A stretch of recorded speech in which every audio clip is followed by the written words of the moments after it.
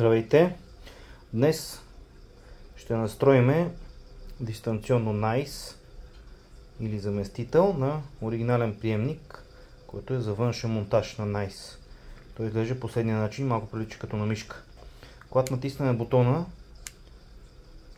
червената лампичка индикира, че усеща дистанционно, което не е в паметта. Натискаме бутона, който е тук, един път. Лампичката започва да мига през една секунда. Натискаме веднъж дистанционното. Продължава да мига. Натискаме втори път. След което прави комбинация от мигания. Продължава да мига. И изчакваме да спре да мига лампичката. След което тестваме. Не знам дали се чува добре на клипчето, но приемникът цъка. Подава сигнал, но не сигнализира лампичката. Но щом сработва релето, значи дистанционното е програмирано.